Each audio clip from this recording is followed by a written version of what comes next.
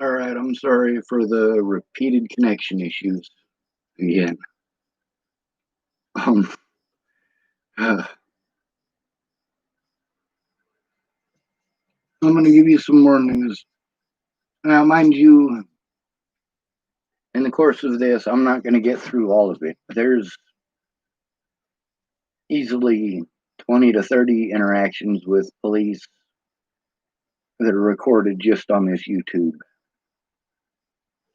I'm going to try to get to the ones in Rawlins, Wyoming, and when I do that, I'm going to attach to it the conversations between myself and Rihanna and the messages between myself and many people who are involved in that situation, as well as the conduct of the police. And I'm also going to tell you what happened in court, both of them. Also, Brandon Ratner went to court with me, and he did have some stuff to say about that, and not a lot. A lot of the conversations that we had that I didn't record, it would have been nice if I had, because there's a lot of that information that over time he's going to be forgetting. And it would have been nice if I'd recorded it at the time before he was likely to forget it. And everybody over time forgets details. That's one of the reasons that I'm never going to get an honest day in court.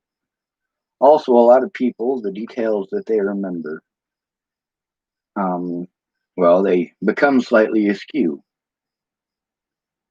If you guys have a falling out, they may remember things in a negative light that at the time they knew what was going on and they knew that you were getting fucked. But then once they're angry at you, they're not going to say that. That's why it's important to have those things saved.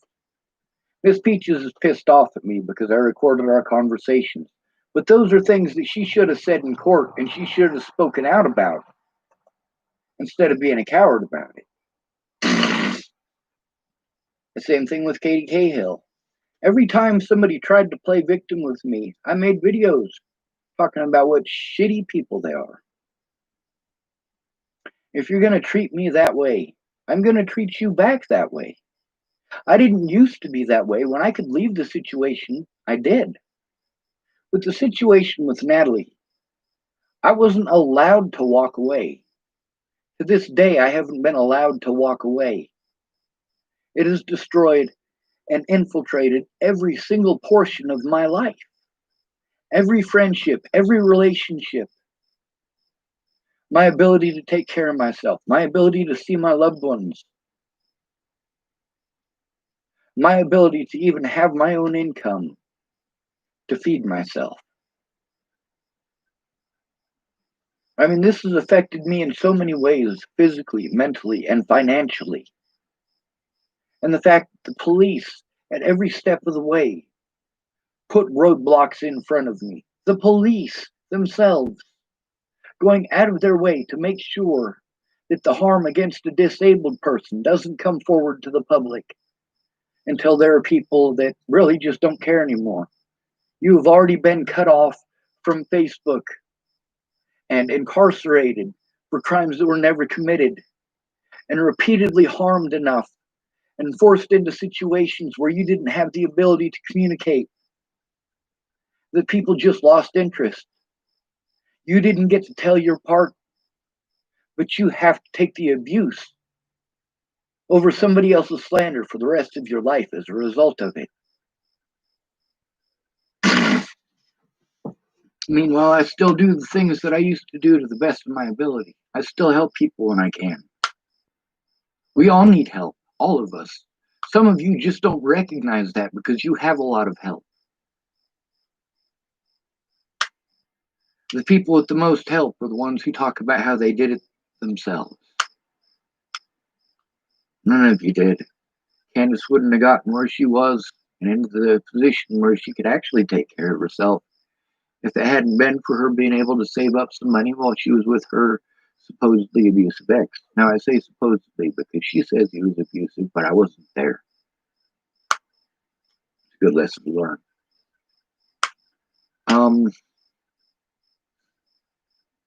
This guy, this same abusive ex by the name of James, when I was staying at her house before Natalie went to Virginia, She kicked me out of there, claiming that her abusive ex, who used to do terrible shit to her, didn't want anybody around her kids or their kids. But meanwhile, him paying half the bills the whole time they were together allowed her to save a lot of money that she would not have had if she actually did it herself like she claims. 6 years worth of being able to do that. 6 years of being able to buy things for yourself that are useful, like a vehicle, having insurance. A lot of things that are a lot tougher to do when you have a lot more overhead because you live alone. But she also has always had her mother. Her mother has always had her back. Always. Even when Candace did really fucked up shit. Now, don't get me wrong, her brother Chance did a lot of fucked up shit too.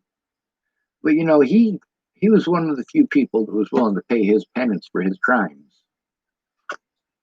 That's why he and I were such good friends. Now let's get back to the news.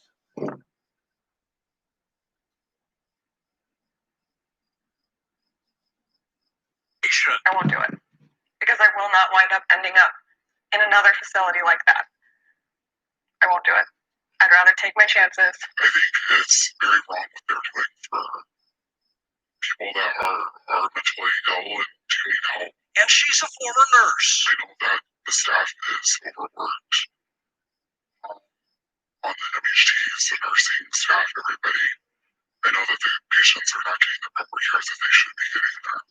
One by one, in recent weeks, the Contact 7 investigative team has talked to more than 24 insiders, patients, and family members, and their accusations created a massive response. All right, now mind you, months and months and months before this, before they caught Natalie's killer, Clearview, they sent me there. The Boulder Police, Boulder County, sent me to Clearview because I was trying to turn in Officer Waylon Lolatai. Not because I had tried to commit suicide, which, by the way, was over that situation with Rochelle Shelley Campbell, Candace Bondurant, Ran Ingersoll, and Officer Michael Beard in Haxton, Colorado, when Candace was intimidated by the police and by her landlord for trying to help me.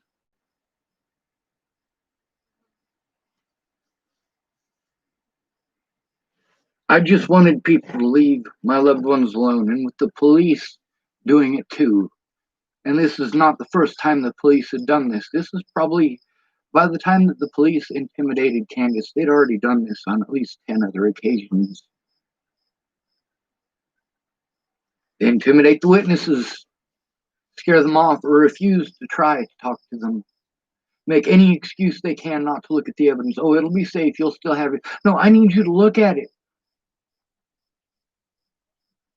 Is it nobody's crime to investigate, or nobody's job to investigate crimes against the disabled?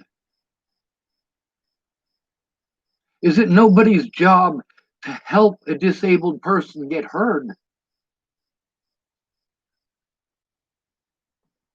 Only if you have non-disabled help to begin with to get those people to help, especially if they call you mentally ill.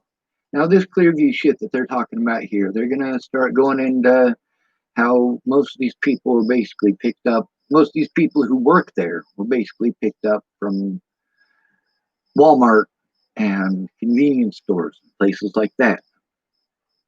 That's not the important one, though. This one is from before they killed Tibor Hatay. There were multiple things that I spoke out about the staff. The staff spoke out about it as well. And I spoke out about it first, before Channel 7 and Tony Kovaleski ever said a goddamn thing. Months before he ever said a thing. The things that I had to say about that place and the staff in there, these staff members are going to say this on this video, or possibly the 24-minute one. That one especially. They talked to the coroner there, quite a few other people. I was trying to get a police officer there when I was assaulted by the staff at Clearview and injected with drugs. I was trying to hide under the bed cushion in their timeout room to prevent them from harming me, to prevent them from putting drugs into me that you don't put into me. Drugs that I tell them exclusively not to put those drugs into me, and that's exactly what they do. No, when you have a patient who has a history of taking those meds and having bad reactions, and those reactions are documented since they were a child, you don't put that shit into them. There is a reason that they stopped putting Haldol into me as a child. Meanwhile, they were giving it to me as a pill as a child. That's a hell of a lot different than injecting it into somebody's body after you've assaulted them. This is mid-assault. I mean, I literally do consider injecting someone with drugs against their will, without a doctor present, illegal, immoral, and inhumane. I consider it assault because it is, and it is rape.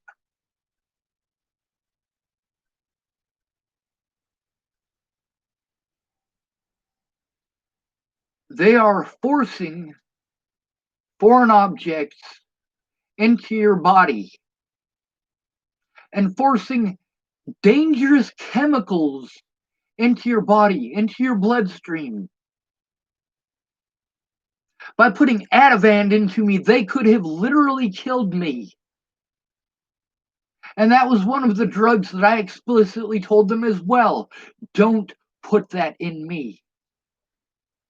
In all of these places, they told me that I was there of my own free will. Why is this? So that I have to pay for it.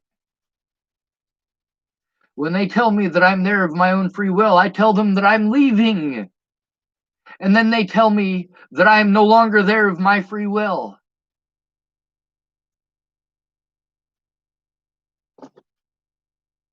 They tell me this as they're tackling me to the floor and putting drugs into me. That's what they did in the Vista Hospital. That's also in Boulder County.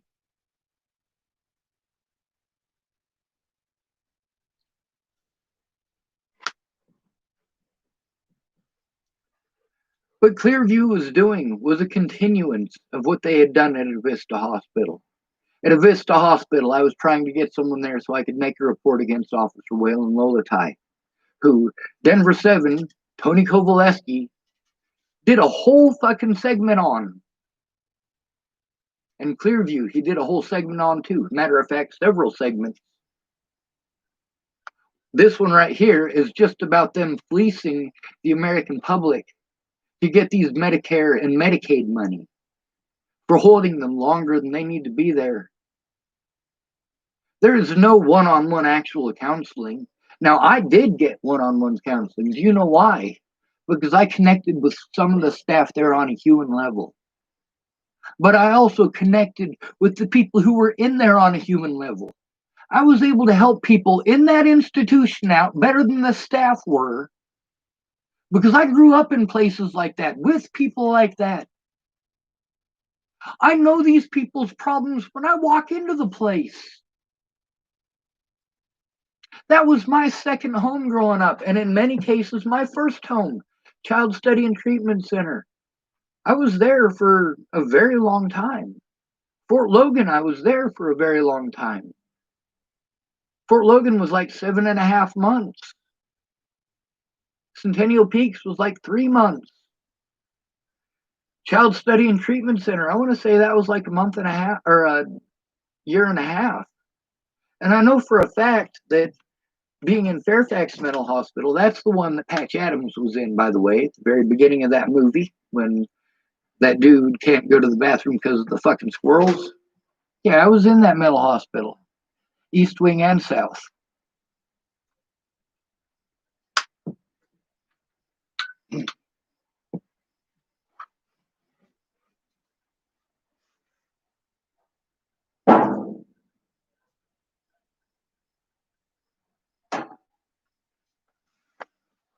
I've been a lot of places in my life, and I know what happens when you speak up.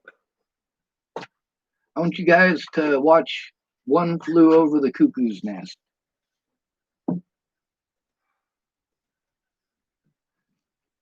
And I'm going to type that in for you right now.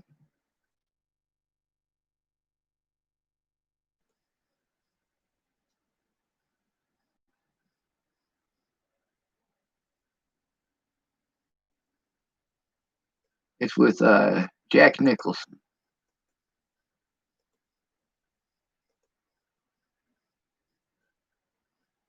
Tibor Hatay was also killed at Clearview. See, it wasn't just them keeping people for too long and preventing them from calling the police and staff who are technically not even fit to babysit.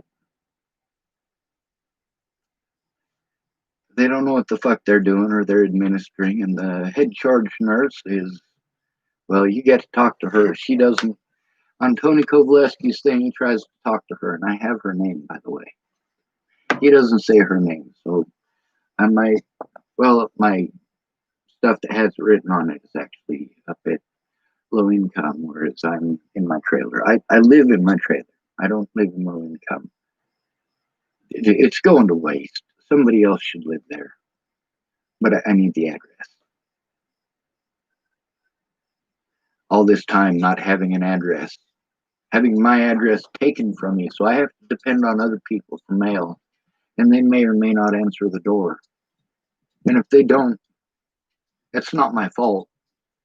But if it's important mail and I'm going to get fucked without it, and these people say, don't blame me, Sean. I'm like, I'm not blaming you. I'm telling you that in the situation that happened, I got fucked because you didn't keep your word. That's not saying you're a bad person. I just want you to take a look at the fact that this is how that affected me. This is why I needed that help. This is why when you promised me that help, that you were the one that I went to instead of these other people whose idea of helping me was to tell me to love myself. You're fucking dumb as a goddamn stump if you want to tell me that's advice. I do love myself, asshole. That's just condescending. It just goes to show you're not able to put yourself in my shoes and you're not going to try. You have already decided what advice that I need and what's going to be the magic be all fix all of everything that is a problem in my life. Meanwhile, you know nothing about these problems. Well done, dumbass.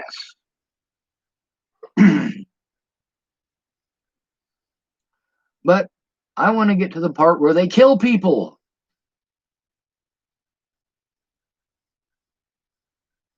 Now this is already 8 minutes and 14 cents into it. Remember, when she did this interview back in January, Kelly was a current employee, still working inside the hospital. Look at that. By the way, this woman in the video that they allowed from Clearview, because mind you, there's about 5 minutes of assault before they start the cameras. But Clearview is the one who has control of those tapes and what the officer gets to see. I want you to think about that. Not only that, you can only see the lower half of my body in most of that video. And what they're doing to the upper half of my body, to my arm. I'm screaming, dude, you have me in an arm bar. It's extremely painful. He's like, this isn't an arm bar. I'm like, yeah, dude. Fucking, I've been in plenty of martial arts. I know a fucking arm bar. I can feel an arm bar. I got an older brother who loves to twist me into a fucking pincushion. Yeah, that's a fucking arm bar, asshole, and it fucking hurts. But this one is called Dying for Help, a mental health crisis in Clearview. Tony Colorado's Kovaleski. largest mental health hospitals. People need to know what goes on inside those walls. A facility trusted with treating our state's mentally ill. People are not animals. People are not paychecks. Insiders exposing the secrets. They're paying to get better, and we're not helping them get better. Providing a voice to the voiceless. I can tell you that patient Except for care was me. not a priority. State and federal agencies. I want you to know that I'm also going to show you the stuff from the news that between the police and the media and why what these officers did and what the media did is so important and why it's so almighty terrible. What these officers did was, well, exactly what people like Miss Jerry and Lana and Amanda were promoting being done to other civil rights activists like Colin Kaepernick. Colin Kaepernick sacrificed millions of dollars a year to fight for black rights. But he is not just fighting for black rights, and that's what a lot of you aren't getting. Those are our rights. All of ours. And it isn't just one group being picked on exclusively, but rather it is poverty.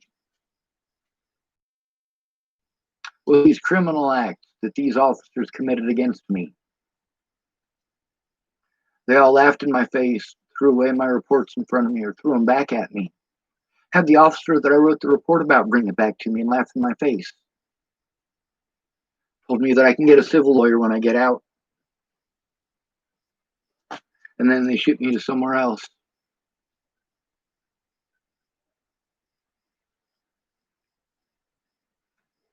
Or they drop me off back out on the streets with nothing.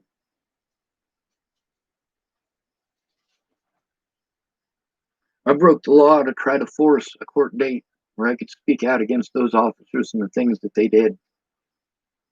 And the things that the medical community does. Their special relationship with the police, where they just do whatever the fucking police say. You're a fucking dumb motherfucker and have no business being a doctor. That man who was killed in Dallas. Now, yes, I get it. He was a white guy. So it might not be as important to some of you. I don't give a fuck. The man was killed in the same way.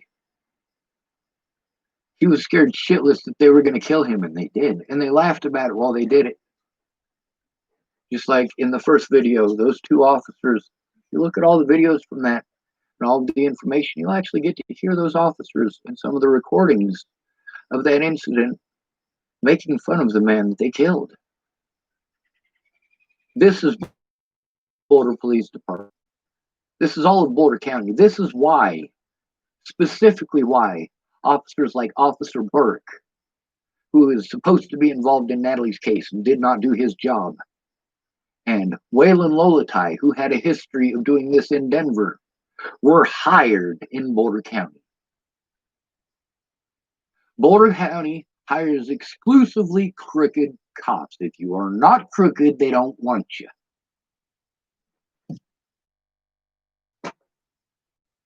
Or you will never rise above base pay grade.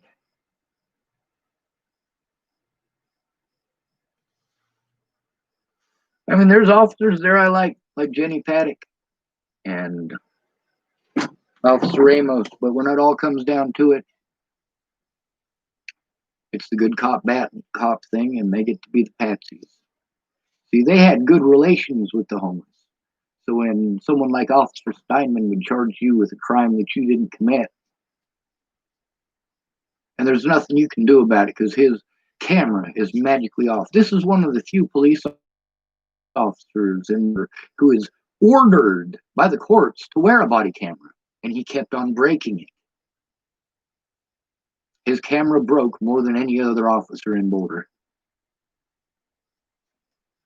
As I hear, he's no longer an officer in Boulder. If that is true, I am grateful. Steinman was a wily one, though. He used to have such a fucking ego. He wanted people to call him K-Dog. Like, yeah, fuck you. I'm not gonna fucking call you K-Dog. Maybe bitch ass. That'll fit.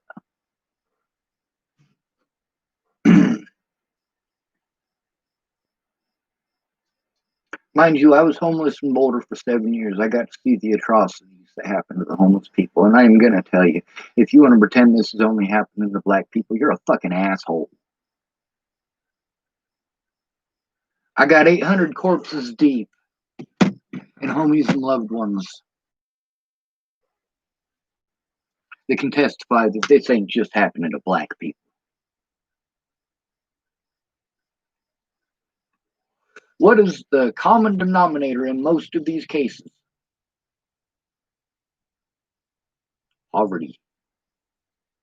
That is the common denominator in most of these cases. Poverty, foster care, and homelessness.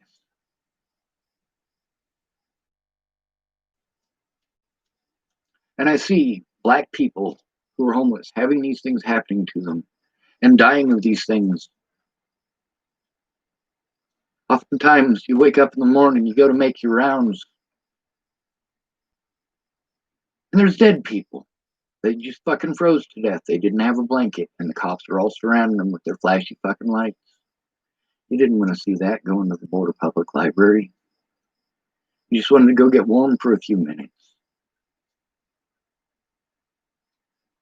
And then you're worried.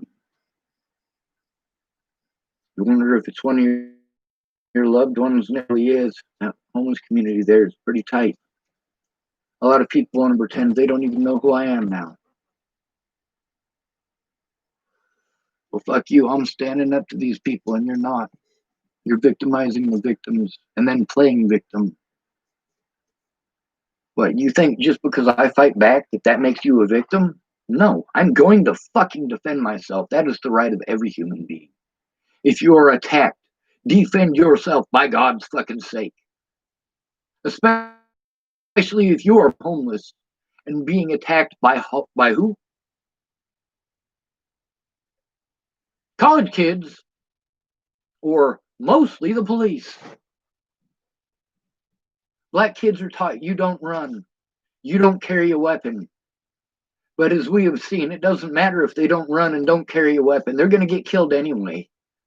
And that's how it is for me with the homeless, except there is no Black Lives Matters for the homeless. There is no homeless lives. And if I say that, it means that I must be racist. Because I see that it is happening to the homeless, to former foster children, to impoverished families, more than it's happening to anyone else.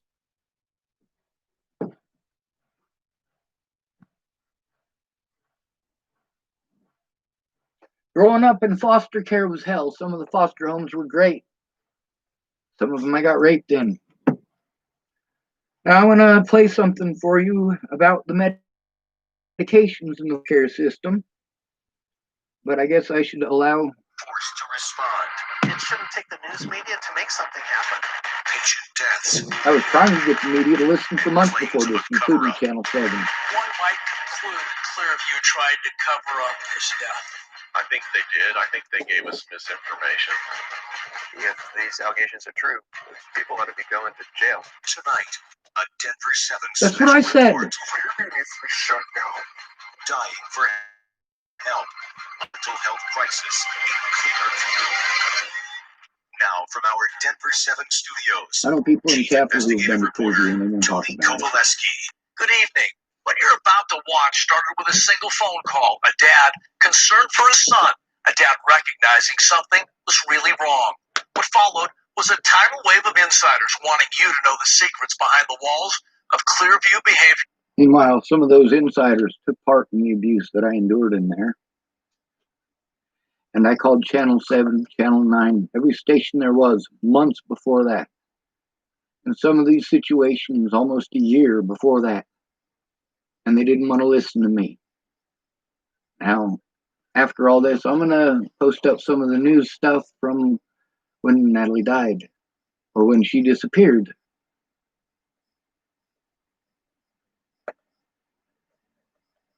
I had been dreading that phone call for over a year. When I got that phone call that said that Natalie was missing, I knew the probabilities of her going missing with her lifestyle and with her choices and with her habits and with her. She was a very loving person and she loved her predators. This was her family, and also a boyfriend that she had been with long term. He'd been fucking her since she was a little girl. Tim Beeson is literally a child molester and a child rapist. She was not old enough to consent to having sex with a grown ass adult when she was 14 years old. Are you not getting this? Tim Beeson is fucking slime. While I was in Virginia, there was a couple of times where Natalie really had something important that she needed to say, and she really, really had to come see me. And it was an important right fucking now thing. And then she got a hold of me later to say that, I'm sorry, Sean, I had to stop. My ex is getting a hold of me. Tim Beeson threatening to fucking shoot himself in the head. He fucking should have. Is that a terrible thing to say? People say that about me all the fucking time. Meanwhile, which one of us is a fucking child rapist? Which one of us was trying to threaten to kill themselves because they wanted to get some pussy? Because they wanted to own another human being and their genitalia? And which one of us was suicidal, actually suicidal, and begging people to kill them because they were being abused as if they had done so? Tim Beeson did these things. And then Tim Beeson, Natalie's own predator, got a hold of me to threaten my life, threaten my family's life, and accuse me basically of being him. And then the things that he had done to Natalie, he wanted to blame those things on Joey Moreno. That was far before Natalie was ever killed. Now, in the conversation that he has with, there's a guy named Mike Boudet, and he is not media at all. He is fucking fake as shit. And he fucking butchered the shit out of a lot of stuff and broke a lot of laws, and so did his buddy Josh, who took the interview. His buddy Josh wasn't supposed to release that. The same thing as Jennifer Jazowski. They weren't supposed to release that. Who the hell is here?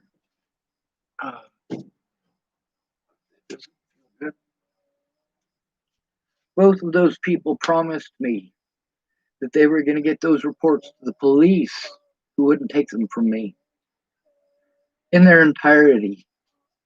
They weren't allowed to take my report unless they were going to release it in its entirety. And they had to release it to the police. They couldn't release it to the public until they found out who killed Natalie. They didn't keep their word.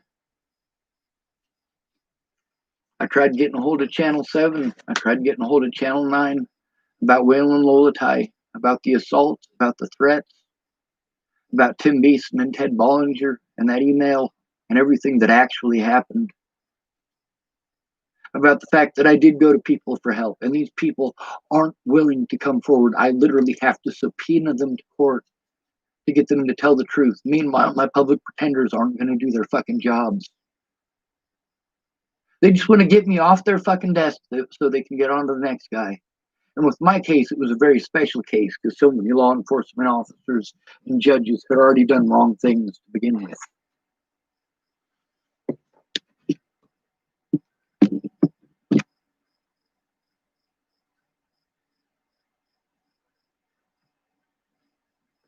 Behavioral health.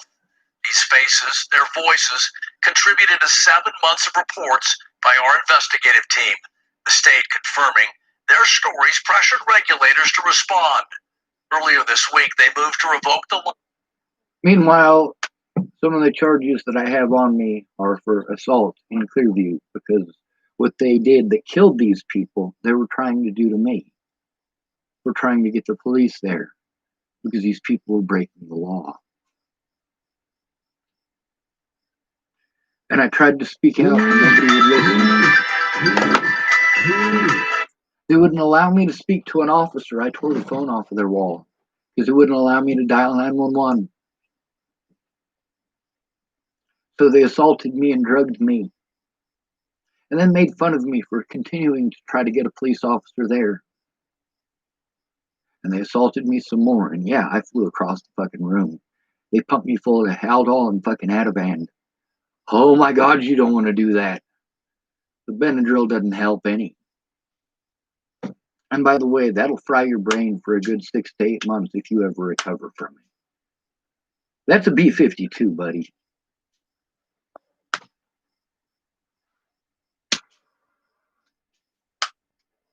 Even worse, when I was in Boulder County at a Vista hospital, they put ketamine into me.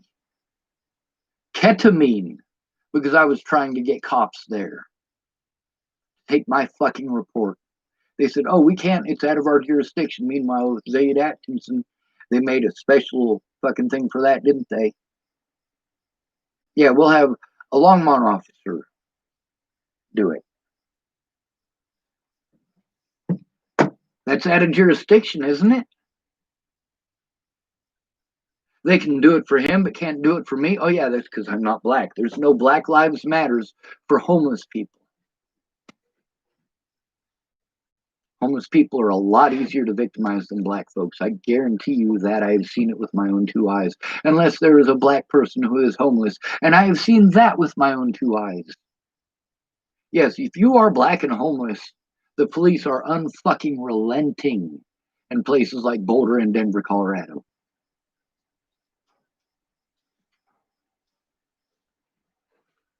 The problem with Ramos and Paddock, those 2 officers, is that they were the good cops.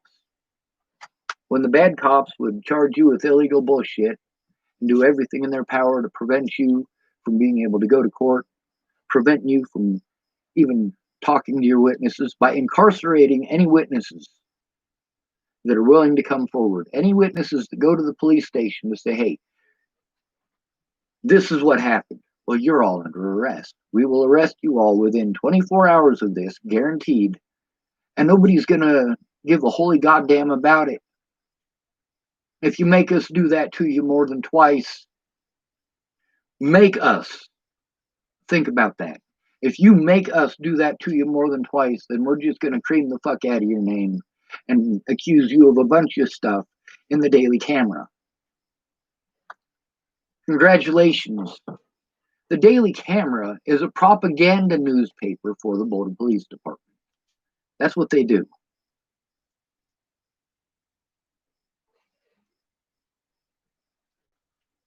When it comes to homeless people being abused, the actual cases of them being abused, they only print the cops' bullshit. Why is it that you don't see these tapes of what they do to these homeless people? Why is it they don't post that up after they murder one of us? Even if they do it to a black person, still no outcry from anybody but the homeless. And the bodies pile up, and they pile up, and they pile up. And you tell me that I'm full of shit. This right here about Clearview is about Tibor Hatay. This one's 24 minutes long, so I'm not going to play it all. You have the availability to do that for yourself. If you actually care.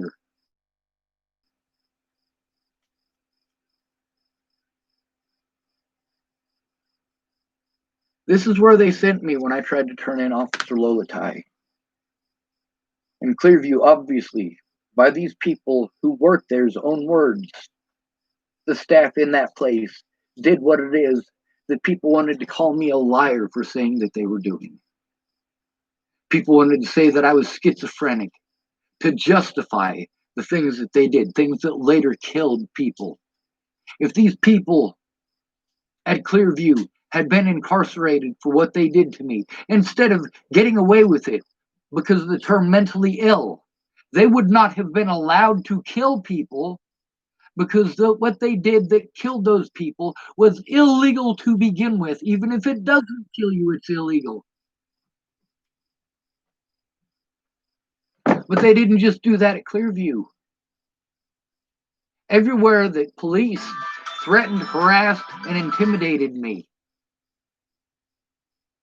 they use the medical profession to do those very same things. It doesn't matter where you are in the United States. You try to turn in bad officers, you're going to get an injection.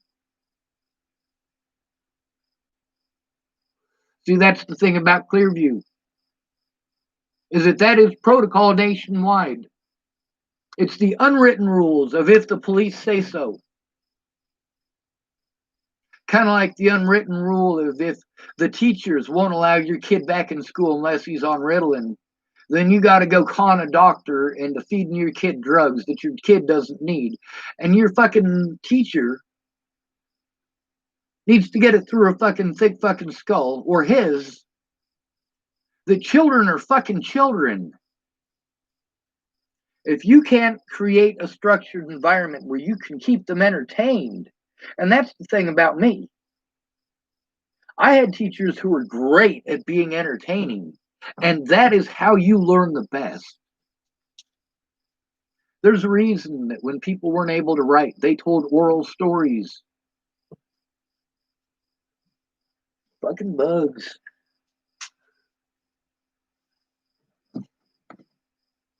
There's a lot more than that, though, too. Now, Tony Kovaleski did a special on Waylon Lolatai, and Darren O'Connor was involved in that. And although I was assaulted before any of these other people were, Darren O'Connor never spoke up. It's because he was afraid it would damage his reputation. There's no morality of the man. It's all self-serving. He just plays the contrary. And with the conversations that I have with him that are on this very YouTube, you realize that these cases that were on the news, yeah, I got insider information on for very specific reasons. I was feeding Darren O'Connor the information that he needed for his cases to help these other people, but not help me, to pretend that I didn't exist when he spoke out about people who were assaulted by Waylon Lolatai. Even though I was assaulted first, he didn't bother to even mention me. And because of the situation with Waylon Lolatai, I was sent to an institution that they use commonly there and Fort Logan to do this chemical lobotomy on human beings for speaking out about the wrongdoing of police. Clearview is one of these institutions. There is a reason that they go to that specific institution. Number one, if you're trying to turn in a police officer in Boulder County, it helps if you can ship the person who's trying to make that statement out of county. Now he's out of jurisdiction. It also helps if you can send him to a place that does what you want them to, where you as an officer can say, hey, we want you to diagnose this guy with this or with that or with whatever, and they'll do it. Or we want you to drug this person with this or that or whatever, and they do it. Now, there's some other stuff that's been in the news recently, and these are all from news agencies that I'm showing you guys. All right, all of them.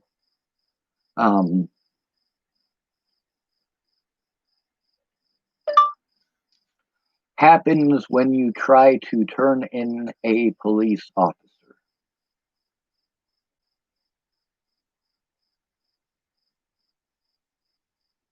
Now, let's see if we can find this one. More police officers. Now that video where they kill that man in Dallas, that's fucking scary shit too. The man knew that they were going to kill him. Of course, he was a white guy, so it's not as big of a deal right now because we're focusing on black lives, right? I'm still focused on black lives, but I'm not just focused on black lives. Apparently that video has either been taken down or... And there are a lot of other excessive force cases that have happened that I'm not even bringing up. I mean, there are a lot of those in Boulder, and including the guy who gouged his own eyeballs out. When you go into the jails and they consider you mentally ill, they pick on you. They're mean to you. They bully you because they can get away with it. If you're schizophrenic, they're excessively mean. They're fucking cruel to the max. All right, well, I guess I'll have to dig that one out later. I know that it's on my Facebook, so I will try to dig that one out. What other videos was I going to dig up? Because I'm trying to show you specifically the situations that I had to deal with before and after Natalie died. Before Natalie died, the officer that I was speaking with, trying to get to take my report in Boulder County, because he was harassing me about Natalie, when it was supposed to be Natalie that was coming to visit me to come up with a peaceful end to this goddamn bullshit. That officer wouldn't take my report.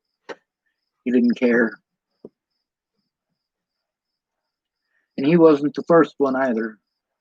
Cops here in Chapel, Nebraska, too. When you're called mentally ill, it's difficult to get a police report done. Now, some of the cops kind of sort of pretend like they're going to help me because they have been severely pressured by me. But the thing is, for most of this, they keep telling me it's too late. Statute of limitations is over, Sean. I'm like, I know. You go back and look through my videos and through my Facebook, and you can see that I'm trying to explain to people the whole time there is a time limit on this. They're harming me. I need the harming me to stop, which means I need to get a court date against them going. I need help. And I can't do that while all of my money is being tied up in courts because I was harmed and charged with crimes because they thought they could get away with it by charging me with crimes when they broke the law. And when you're homeless, that's exactly how it works. Exactly how it works. Now, the thing from Teresa Massilia, if you listen to that, it'll fucking sicken you. Or from Christine Kelly, that'll fucking sicken you too. One of them was raped and fought back. They didn't do anything to her attacker, to her rapist, but they charged her with assault. The other one, they refused to charge him with rape because she didn't fight back enough. And they charged her with making a false report. Train!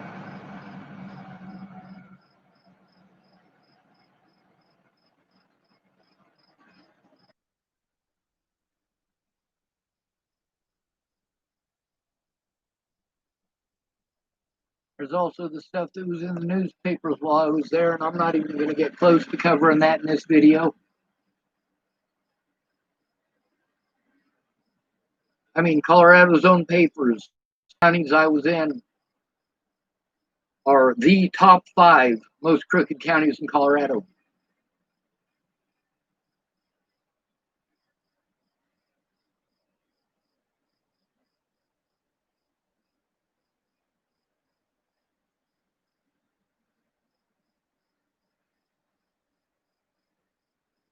While the Bollingers were allowed to hold court without me, with a judge who I had been illegally prevented from filing a report against for his illegal actions in the case of Natalie Bollinger,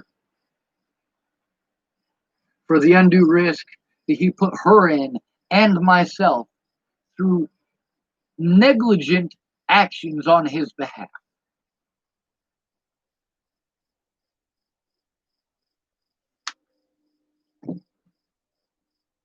They also prevented me from filing charges against the Bollingers repeatedly. The police did. The county clerks did. No matter where I went, I was told to go somewhere else and told me it was someone else's job.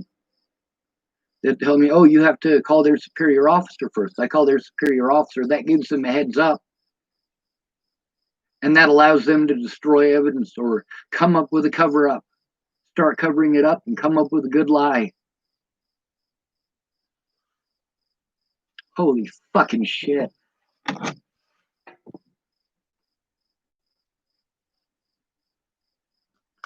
Now, there's conversations between myself and most of the people that I stayed with, and you realize, yeah, I was in some real fucked up situations. Real fucked up situations. And people wanted to say, Sean, you're just playing victim. No, I recorded that shit, motherfucker.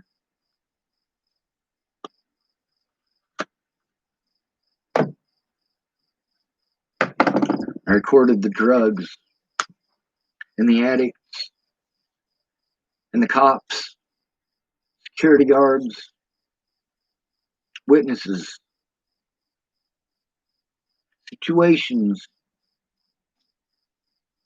Nearly everywhere that I went because I was made homeless. But the police in Boulder, after assaulting me and charging me with assault, wanted to know where I was at all times, and I couldn't do that. I had too much running around that I had to do for Natalie and her family, who were asking me for fucking favors. And I'm trying my best. But they say, no, they didn't even want to admit that they'd been in contact with me. People like Katie Cahill, who obviously, if she had been a lawyer of any sort, would have known that the things that she was offering to do were illegal as fuck. She wasn't going to be able to do them. She offered them anyway. And 7 months later, she still hadn't kept her word. She's going on fishing trips with her family. She's going doing all sorts of fun stuff. And of course, she's having her own personal problems, which is all stuff that's understandable. But at the same time, this whole time, she's not keeping her word. Natalie's death and the pages that she made were basically just entertainment pieces for her. And when I came to that realization, it fucking hurt.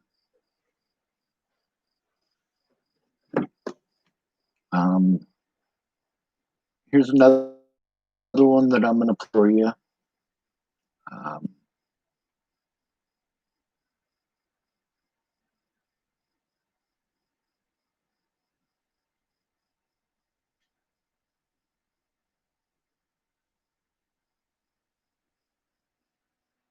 Somehow, if I say it, it must be a lie, but if the news says it, then magically you guys will kind of sort of listen.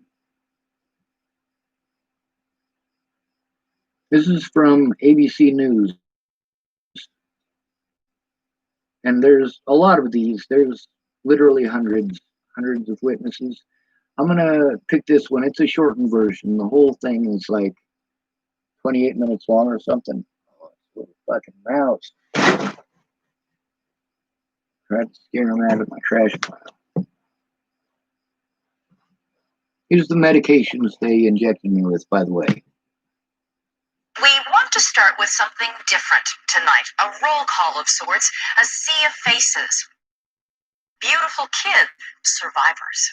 They're typical kids, freckles, glasses, braces, even some bashful smiles as they reel off the names of prescription drugs they shouldn't be able to pronounce. As you both know, we have been working for a year on this investigation at ABC News. The use of heavy-duty psychotropic drugs given to America's foster children.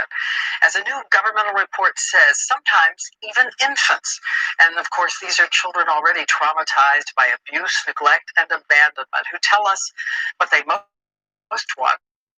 Drugs can be useful, but should this be the first response? And what about the sheer quantity of pills the children are being given? Often without the therapy they say they crave. Here's the question. Is there something else we owe these children who have already endured so much? Yes, apparently we owe it to them to drop them off without a driver's license or a vehicle or a job or an income or a roof over their head. And then victimize them because it's illegal to be homeless. They must be homeless because they're addicts.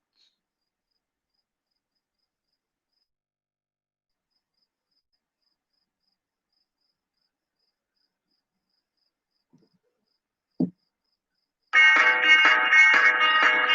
name is Roger Jr. I am 9 years old. When I was moving from home to home, I felt sad because no one would keep me or love me. I were in 28 homes. Somehow you keep marching on. I used to like snakes and dog food and stuff, and I'd eat out of the garbage. We'll keep moving on. I had huge bruises and welts and scars from the beatings that I got. My name is Brooke and I'm 7. These are the meds that I've been taking since I was 4. 1, 2, 3, 4, 5, 6, 7, 8, 9, 10, 11, 12, 13. I was on Depakote, Seroquel, and some other ones I cannot name off the top of my head right now. Some of them were for ADHD. I'm not ADHD, I'm just naughty. One was for being bipolar. I am not bipolar at all. I was 4 whenever I started taking meds. Seroquel XR, Adderall. Lexapro. This one is Strattera, Risperdal. The last one is Abilify. They made me feel as if I had 1,000 bricks on my head. I was prescribed 7 or 8 different pills. I gained almost or over 100 pounds. Just mixing all the medications together, I was just a zombie. My name is Crystal. I'm 15. I have been in 26 placements. I feel like I have almost disappeared from everybody's point of view. I was put on 3 different medicines when I first went into foster care at age of 6. Ever since then, they've just been piling up more medicine. The reason why I was so like always mad and upset all the time was because I didn't really have anybody to talk to. I told my adoptive mom and dad that I want off these meds. They don't make me feel right. You feel like the meds are taking over your whole body. Now that I don't take these pills, I feel free. Since I'm not taking any more medication, I feel as if I am in control of myself and no one else is. I'm doing very well. I got the honor 3 times in a row. It is not right.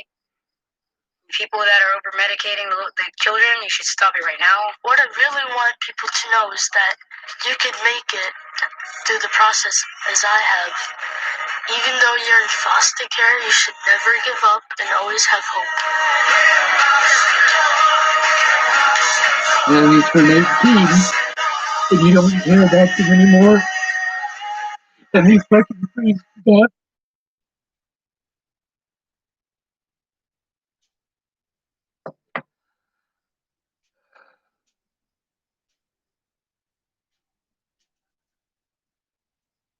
That's what I fucking grew up in, people. And you wanna pretend like I'm schizophrenic because I speak out? You know, it's even worse when your predators are the ones you're supposed to go to for help. When you go to the police for help and they lock you up, whether it's in jail or a loony bin or juvenile hall, it ain't any fucking difference. You're being harmed because you turned in your predators. So you gotta trust the police. Sure, you fucking kidding me? You don't trust the police. As a homeless person, that is rule number 1. You don't talk to police. They round you up like dogs.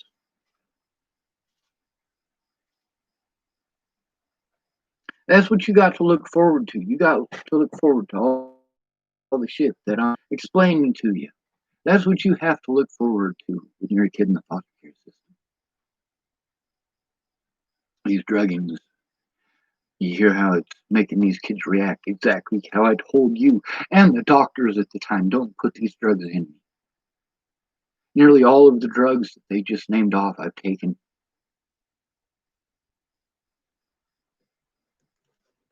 Now that's a small part. That misses a whole bunch of the facts. A whole of the numbers. I mean, this is nearly a 30-minute segment, and that's only 6 minutes of it. 6 minutes.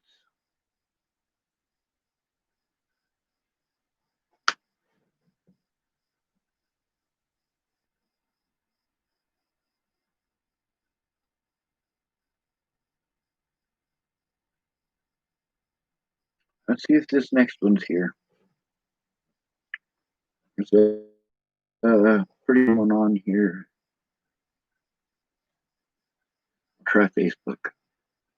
I know it's on there.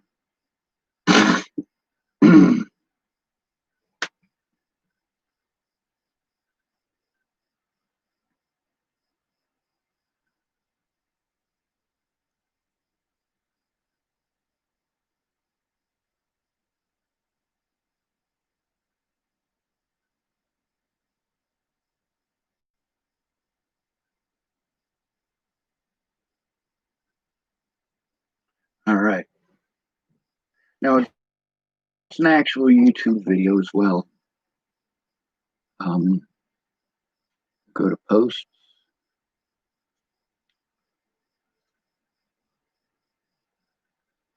What happens when you try to file a complaint against a police officer? Now, live, this is CBS 4 News at 11.